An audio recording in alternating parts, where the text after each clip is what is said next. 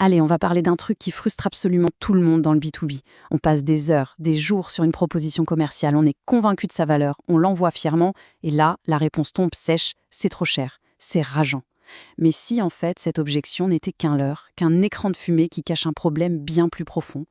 C'est la grande question, pas vrai? Pourquoi est-ce que ça finit presque toujours par tourner autour du prix, même quand on pense avoir une offre en béton? Eh bien, on va décortiquer ensemble la psychologie derrière cette objection pour voir ce qu'elle cache vraiment. Et croyez-moi, c'est bien plus qu'une simple négo. Ah, la voilà, la fameuse phrase. 3 petits mots et hop, des semaines de boulot qui peuvent partir en fumée. On a tous connu ça. Ça a l'air tellement direct, tellement clair, on se dit tout de suite que le coupable est tout trouvé. Forcément, le premier réflexe, c'est de se dire « Ok, mes tarifs sont trop hauts », ou alors la concurrence est moins chère, ou encore le prospect n'a tout simplement pas le budget. Et là, on commence à douter de sa grille tarifaire, à imaginer des remises, on entre dans une spirale. Sauf que cette conclusion est fausse, complètement fausse. C'est là que tout le raisonnement est à revoir. Cette conclusion, elle a l'air logique, mais elle est à côté de la plaque. Le prix, en réalité, n'est quasiment jamais le vrai problème. C'est le symptôme, pas la maladie. Et regardez ce chiffre, 80%. Ça change toute la perspective. Ça veut dire quoi? Ça veut dire que lorsque le prospect arrive à la ligne investissement sur le devis, dans sa tête, la décision est déjà prise à 80%. La bataille du prix, en fait, elle n'a pas lieu sur la page des tarifs. Elle se gagne ou elle se perd bien avant, pendant la phase de découverte. Cette analogie est parfaite. Pensez-y une seconde. Est-ce que quelqu'un négocie le prix d'une opération à cœur ouvert? Jamais. Pourquoi? Parce que le chirurgien a posé un diagnostic clair. C'est une question de vie ou de mort. La gravité du problème rend le prix du traitement secondaire. Eh bien, en vente, c'est exactement la même chose. Si le diagnostic est faible, le traitement semblera toujours trop cher. Bon alors, si le problème, c'est pas le prix, c'est quoi? En fait, il faut apprendre à traduire. C'est trop cher n'est pas une phrase à prendre au premier degré, c'est un message codé. Et ce message nous parle d'un loupé qui a eu lieu bien plus tôt dans le processus commercial. Voilà ce que le prospect est vraiment en train de dire. Soit il dit « Je ne comprends pas la valeur, votre solution est trop floue ». Soit c'est « Franchement, je ne suis même pas sûr d'avoir vraiment ce problème ». Et là, l'investissement ne se justifie pas, évidemment. Ou alors, le pire, je ne suis pas convaincu que vous soyez capable de tenir vos promesses. On voit bien, hein, chacun de ces points révèle une faiblesse majeure en amont. Pour que ce soit bien concret, imaginons une petite histoire. 2 agences, l'agence A et l'agence B. Les deux proposent la même prestation à 50 000 euros. L'agence A reste très générique, son diagnostic c'est OK, donc vous voulez vous digitaliser. L'agence B, elle, a vraiment fait son travail de découverte. Elle est chirurgicale. Votre équipe perd 12 heures par semaine en saisie manuelle. J'ai calculé, ça coûte à votre entreprise 180 000 euros par an. Là, tout de suite, la perception du problème n'est plus du tout la même.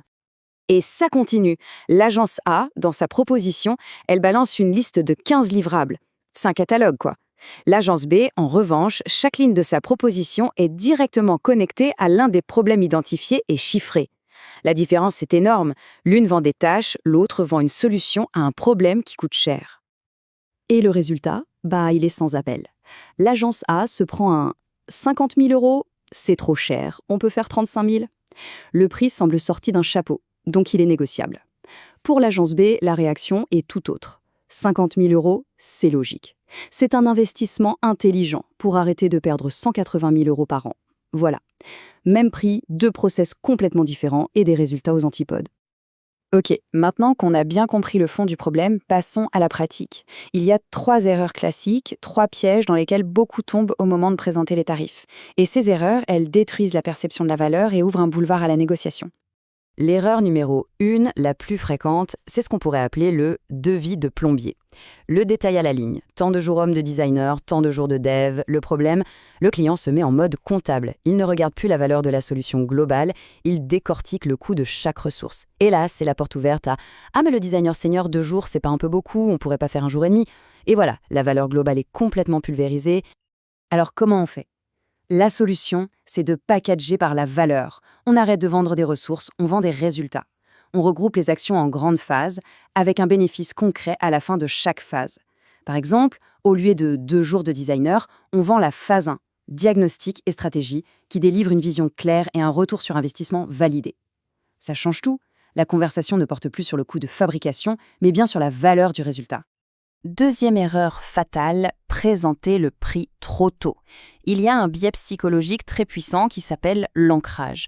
Le cerveau s'accroche à la toute première information qu'il reçoit pour juger tout le reste. Si la première chose qu'on voit, c'est 50 000 €, avant même d'avoir compris toute la valeur derrière, cette encre est jetée. Et 50 000 € jugés comme ça dans le vide, ça paraîtra toujours trop cher. Troisième erreur, le choix des mots et la mise en page. Les mots ont un poids énorme. Si on parle de coût, ça sonne comme une perte, une dépense, c'est négatif. Autre point crucial, si le prix est sur la page 10 et que le retour sur investissement est détaillé sur la page 13, c'est trop tard. Le cerveau a déjà vu le prix, il l'a jugé et il a déjà dit non.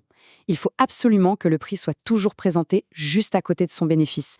L'effort doit être immédiatement lié à la récompense. C'est tout bête, mais ça change radicalement la perception. On bannit les mots comme coût, prix ou tarif. On les remplace par investissement ou engagement financier, des termes qui projettent vers un gain futur. Et je le répète, l'investissement doit être présenté dans la même phrase ou juste à côté du retour sur cet investissement. Bon, on a vu ce qu'il ne faut pas faire. Maintenant, voyons une technique hyper efficace pour présenter son offre. Le principe de base, c'est de ne jamais, au grand jamais, proposer un seul prix. On va plutôt guider le choix du client avec une structure bien pensée, la fameuse offre à 3 options. Alors, comment ça marche? C'est de la psychologie pure. L'option 1, l'essentiel, est là pour servir de point de comparaison et rendre l'option du milieu plus désirable. L'option 3, la premium, est beaucoup plus chère. Son rôle, faire en sorte que l'option du milieu, l'avancée, ait l'air d'un excellent rapport qualité-prix.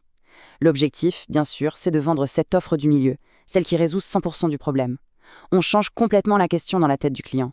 On passe de « est-ce que j'achète » à « laquelle de ces options est la meilleure pour moi ?» Et ça marche du tonnerre. Les chiffres le confirment. C'est un biais cognitif bien connu, l'évitement des extrêmes. Mis face à 3 options, la grande majorité des gens, plus de 70% dans cet exemple, vont se diriger naturellement vers l'option du milieu. Elle paraît plus sûre, c'est le juste équilibre, ni trop basique, ni trop extravagant. Maintenant, attention. Toutes ces techniques de présentation, c'est bien, c'est utile, mais ça reste la partie émergée de l'iceberg. Si on creuse vraiment pour trouver la cause de toutes les objections sur le prix, on retombe toujours, systématiquement, au même endroit, la qualité de la phase de découverte. Regardez ce chiffre, plus 74%, c'est énorme. Une étude sur des millions d'appels de vente a montré une corrélation directe et très forte entre le nombre de bonnes questions posées au début, pendant la découverte, et le taux de closing final. C'est simple, plus la découverte est approfondie, plus on vend. C'est presque mathématique. Finalement, un processus de vente qui fonctionne, c'est une chaîne logique. Tout part d'une découverte en profondeur pour vraiment comprendre les besoins. Ensuite, on met un chiffre sur le problème, on le quantifie. Après ça, on bâtit une solution sur mesure qui vient résoudre ce problème, chiffré. Et à la fin, seulement à la fin, le prix arrive. Et là, il n'est plus une surprise, il est juste la conclusion logique de tout ce qui précède. Et donc, on termine avec cette question. La prochaine fois qu'on entend « c'est trop cher », le réflexe ne doit plus être de baisser le prix. Le vrai réflexe, c'est de se demander « est-ce que mes questions étaient assez bonnes ?» Parce que, et c'est vraiment le point central à retenir, l'objection sur le prix, ce n'est quasiment jamais un problème de prix. C'est le symptôme d'un problème de découverte. Et c'est en comprenant ça qu'on arrête de subir la négociation et qu'on reprend enfin le contrôle.